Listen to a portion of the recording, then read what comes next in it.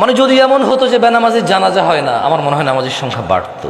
যদি এমন হতো বেনামাজির সাথে কেউ মেয়ে বিয়ে দিবে না, ছেলে বিয়ে দিবে না, আমার মনে হয় নামাজি বাড়তো। যদি এমন হতো বেনামাজির সাক্ষী গ্রহণ করা হবে না, কি গ্রহণ করা হবে না, যদি এমন হতো যে বেনামাজি ছেলে তার নামাজি বাবার সম্পদের অধিকার পাবে না, তাইলে মনে হয় নামাজি বাড়তো। এগুলো আমি বলিনি, এগুলো মুহাম্মদ সাল্লাল্লাহু আলাইহি সাল্লাম বলছে। বেনামাজি বেওয়ারিশ থাকে, কারো ওয়ারাসাত পায় না। বেনামাজি কি পায় না?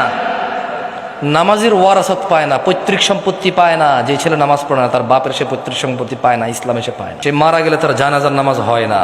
বেনামাজি জামাই নামাজি বউ বিয়ে টিকে না হিসেবে, কারণ বাইনাল আবিদি ওয়া বাইনাল কুফরি তারকুস সালাহ, বান্দা ও কুফরির মধ্যে পার্থক্য হচ্ছে নামাজ ছেড়ে দেওয়া। তো কাফের আর মুসলমানের তো বিয়ে টেকে না। বাইনাল আবদি ওয়া বাইনাশ শিরকি ওয়াল কুফর তারকুস সালাহ, বান্দা শিরিক আর কুফরির মধ্যে পার্থক্য হচ্ছে নামাজ ত্যাগ করা। তো বেনামাজি নামাজি যদি বউ জামাই হয়, টিকবে না, তো থাকবে না এই সংসার।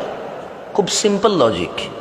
আপনি যেদিন হাদিসকে এভাবে দেখবেন, ওই দিন আপনি মানুষ হতে পারবেন। আদারওয়াইজ ওয়াজ শুনতে পারবেন, জুমায় যেতে পারবেন, খুতবা শুনতে পারবেন, কিচ্ছু হবে না।